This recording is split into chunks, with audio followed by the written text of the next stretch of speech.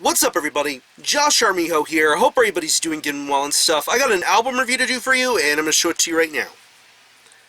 This is the debut album from the band Iniquitous Deeds, entitled Incessant Hallucinations. This is released on New Standard Elite. Now, if you're not too familiar with this band, they are based out of Walnut Creek, California, and the best way to describe the sound of this band would be a very sci-fi influenced, technical, brutal style of death metal. Yeah. My first introduction to this band was their self-titled 2012 EP release. That EP had such a great amount of potential to be shown and represented. A bunch of young, hungry dudes wanting to get involved in making some really smart and intelligent death metal. And with the songs that were on that EP, it just showed you a great amount of potential that they could have. Great vocals, very awesome intricate riffing, great natural drumming, very clear bass tones, just a hard-working release that was.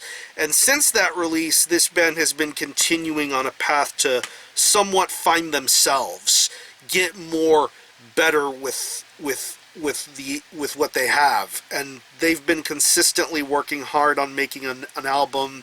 They've been playing a lot of shows locally in their state and out of state. Just a lot of maturing and growing up to do. And pretty much this album has been 4 years in the making.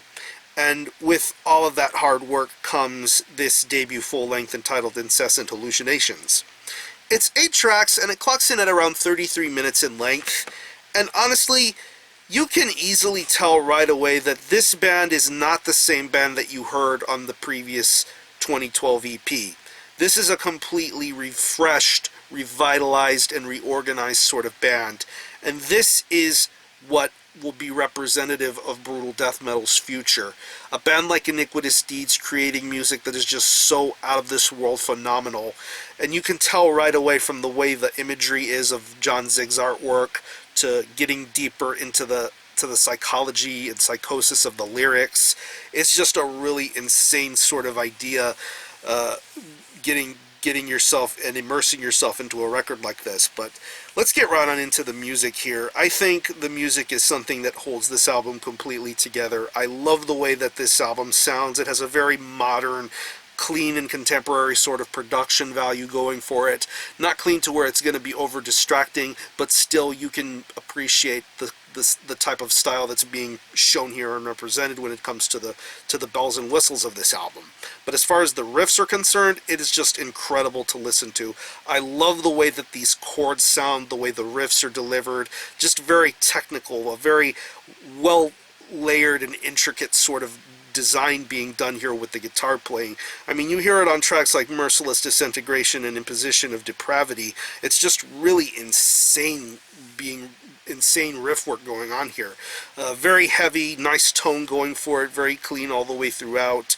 And I'm almost sensing a bit of a New York death metal sort of vibe when it comes to the more heavy, groovy slam sort of parts. Like I think you hear, I mentioned again on Merciless Disintegration, I get that sort of vibe on that song, and there are a couple of other songs that are on the tip of my tongue that have that sort of New York death metal sort of feeling going for it. I really enjoy that.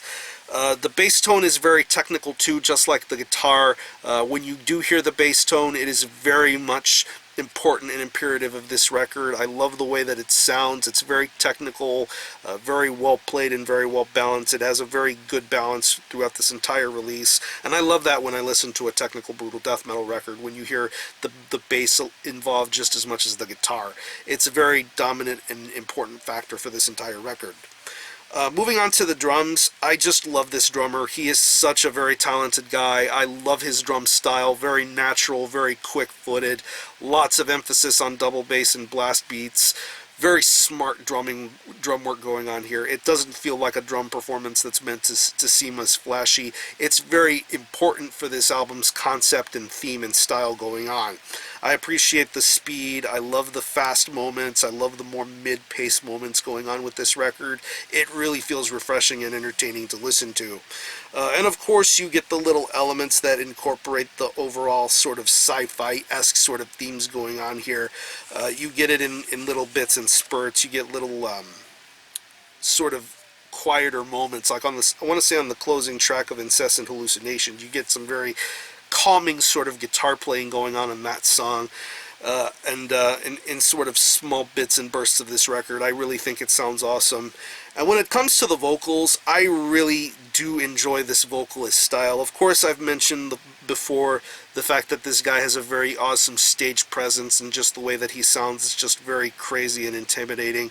I want to say it almost kind of reminds me of Inherent Disease a little bit. I mean, the guy who sings for Inherent Disease has a very guttural, deep, bellowing sort of vocal tone, and I get that sort of vibe when I listen to the vocals of Iniquitous Deeds here. I think this guy's vocal style is very bellowing, very deep, very guttural, and very appropriate for this style and concept of this album. I think it works out very well.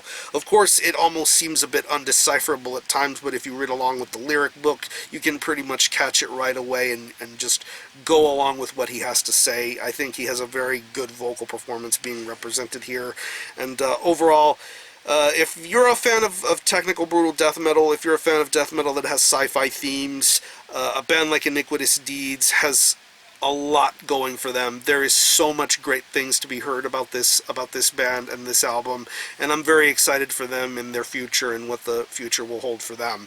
I know recently they just finished up touring, finishing that new Standard Elite tour with Disentomb, Cerebral Infusion, Delusional Parasitosis, and Embodied Torment. We're in an Embodied Torment shirt, by the way.